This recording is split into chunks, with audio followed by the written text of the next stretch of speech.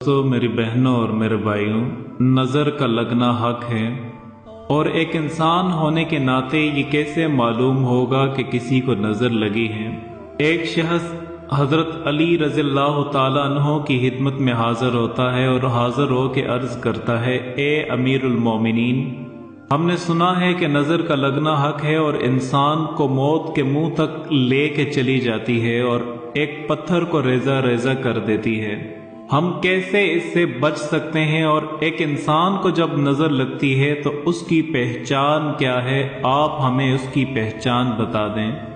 तो सईदना अली अल-मुर्तज़ा रज़ियल्लाहु ताला अन्हो ने उससे कहा कि ए शख्स, जब भी तुम किसी ऐसे शख्स को देखो कि अचानक से उसका चेहरे का रंग तब्दील होने लग जाए, उसके चेहरे पे पिलाहट सी आने लग जाए, चेहरे का रंग जर्द माइल होने लगे और आंखों के नीचे हल्के पड़ने लगे, तो ये नजर बद की पहचान है। इसके अलावा कुछ अलामात में आपको और भी बता सकता हूं, अगर आप उसका प्रूफ मांगें तो उसका हदीस से कोई प्रूफ नहीं है, लेकिन बहुत बड़े बड़े उलमा जो नजर बद का इलाज करते हैं उन्होंने इसके बारे में तफसील से अपनी किताबों में लिखा है।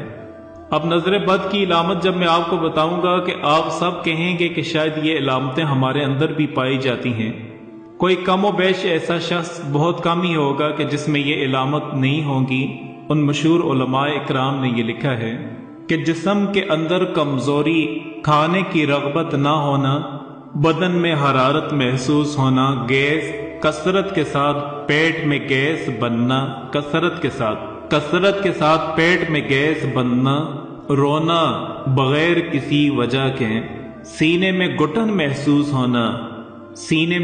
महसूस होना, जमाई आना, बोझ आना, दिमाग पर बोझ आना, आंसुओं के साथ जमाई आ जाना, सुस्ती रहना, काम की ताकत ना रहना, कभी कभी चक्कर आ जाएंगे, कभी उल्टी जैसा होगा, कंधों पर वजन होगा, दिल का धड़कना और बेचैन होना, सर में दर्द रहना, सीने में घुटन असर के बाद से लेकर आधी रात तक आ जाना, बदन में दर्द का घूमना, नमाजों से दूर भागना, आमाल से, जिक्र से दूर भागना, दोस्तों से, रिश्तेदारों से मिलने में नफरत करना, औरतों के बाल गिरना, औरत कितना भी शैम्पू लगा ले लेकिन फिर भी बाल गिरेंगे, कारोबार में मनसब का, ओहदे का एकदम से अचानक से बर्बाद हो जाना। मेरे दोस्तों, ये वो अलामात हैं जो नजर बद की हैं। नजर बद बिल्कुल हक है। नबी करीम सल्लल्लाहु अलैहि वसल्लम ने फरमाया, हदीसों के महफूम से ये मालूम होता है कि बाज नजर आदमी को कत्ल कर देती हैं, एक मर्तबा नबी करीम सल्लल्लाहु अलैहि वसल्लम के ज़माने में एक सहाबी थे, साद बिन हुनैफ रज़ियल्लाहु ताला अन्हु, कुर्ता उतार के बैठे थे। तो दूसरे एक सहाबी थे, आमिर इब्न रबिया रज़ियल्लाहु ताला अन्हु, उन्होंने उनको देखा और यूं कहा कि इतना खूबसूरत जिस्म तो मैंने किसी कुंवारी लड़की का भी नहीं देखा। तो थोड़ी देर में उनको बुखार चढ़ गया, तड़पने लगे। सहाबा उठाकर नबी करीम सल्लल्लाहु अलैहि वसल्लम के पास लेके गए। अल्लाह के रसूल सल्लल्लाहु अलैहि वसल्लम ने पूछा, मफहूम है हदीस का कि तुम्हारा जिस्म देखकर किसी ने कुछ कहा था? फरमाया कि हाँ। कौन है वो? आपने कहा आमिर इब्न रबिया रज़ियल्लाहु ताला अन्हु।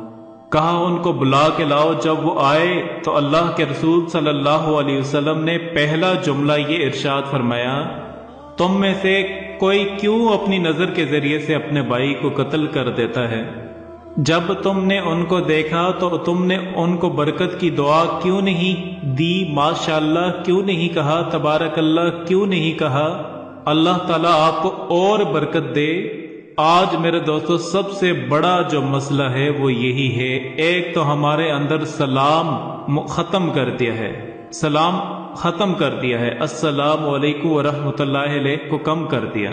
इसलिए नबी करीम सल्लल्लाहु अलैहि वसल्लम ने फरमाया, अच्छा वो सहाबी थे आमिर इब्न रबिया रज़ियल्लाहु ताला अन्हु, बदरी सहाबी थे, नबी करीम सल्लल्लाहु अलैहि वसल्लम के सोहबत याफ्ता रहे, उनके दिल बहुत साफ थे। सहाबा के बारे में हमारा अकीदा है, सहाबा के अंदर तमाम के अंदर अदावत थी और सारी दुनिया के औलिया इकराम एक अदना सहाबी का दर्जा नहीं दे सकते, ये हमारा अकीदा है।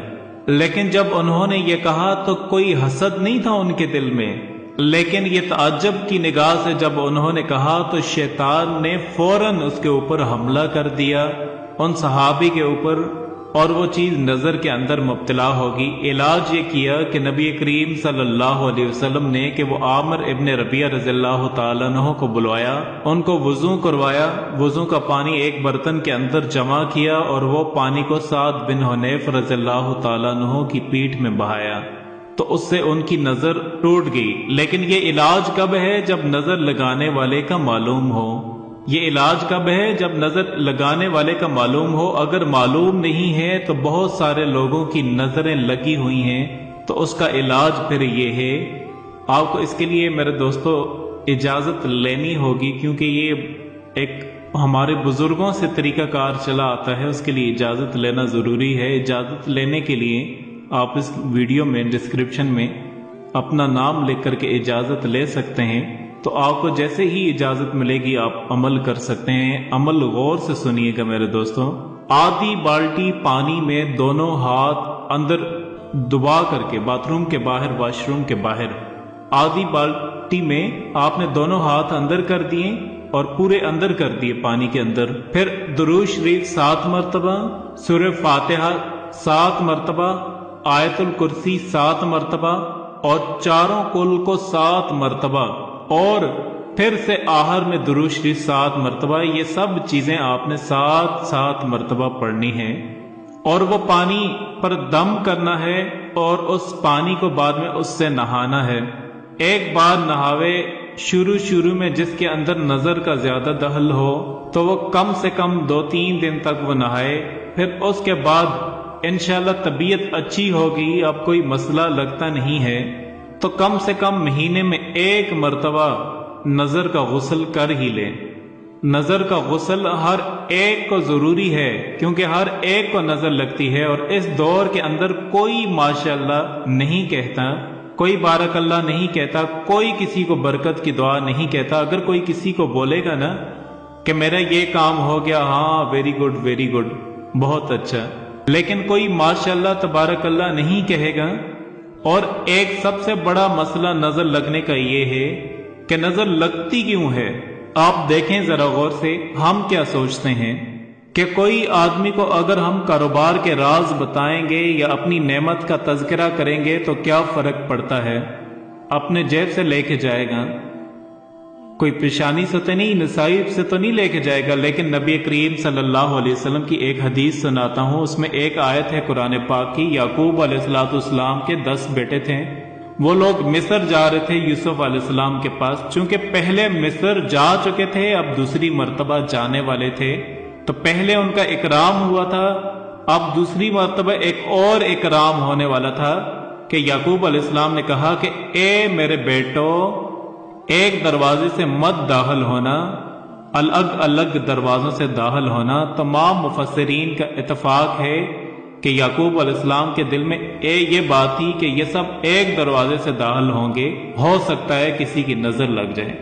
نبی کریم صلی اللہ علیہ وسلم نے فرمایا، اپنی نعمتوں کو راز میں رکھنے سے مدد حاصل کرو، اپنے کاموں کو اس کے انجام تک پہنچانے میں پروجیکٹ چالو کیے، ابھی بول رہے ہیں کہ یہ ہو گیا، وہ ہو گیا، ایسا ہو گیا، ویسا ہو گیا، میں نے کنٹینر منگوایا، 4 کنٹینر منگوا لیے، رن وے کے اوپر مال بیچ دیا تھا، جہاز کے اندر ہی مال بیچ دیا، میں نے ایسا کر ڈالا، ویسا کر ڈالا، ڈبل پیسہ کر ڈالا۔ تو یہ سب باتیں جو ہیں، آدمی ہوشیاری مارنے کا جو جذبہ ہے نا، اس کو کنٹرول میں رکھے۔ نبی کریم صلی اللہ علیہ وسلم نے فرمایا، اپنے کاموں کو اس کے انجام تک پہنچانے میں راز میں رکھنے سے اور چھپانے سے مدد حاصل کرو۔ کیوں؟ کیونکہ ہر نعمت والے وہ حسد کا شکار ہوتے ہیں، اور ہر نعمت والوں کے ساتھ میں حسد کرنے والوں کے لوگ آس پاس رہتے ہی ہیں۔ اس لیے اپنی نعمتوں کو جتنا ہو سکے راز میں رکھیں، بلکہ آپ ایک عالم کہتے ہیں دعا بھی آپ کسی کو نہ بولیں کہ میں گھر لے رہا ہوں دعا کر دیں، وہ دعا تو کرے گا نہیں، ہو یار گھر لے رہا ہے، میں گاڑی لے رہا ہوں آپ دعا کر دیں، تو اس سے بھی نظر لگ جاتی ہے۔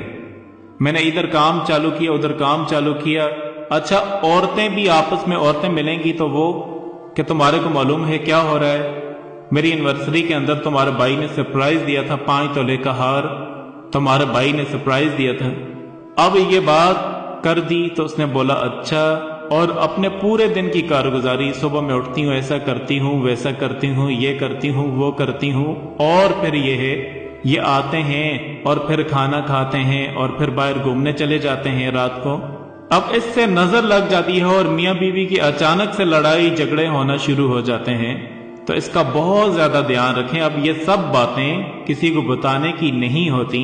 अब जो दूसरी जो औरत बात सुन रही है वो क्या सोचती है, अच्छा अच्छा अच्छा वैसा करते हैं, अच्छा ऐसा करते हैं, कोई माशाल्लाह नहीं बोलता।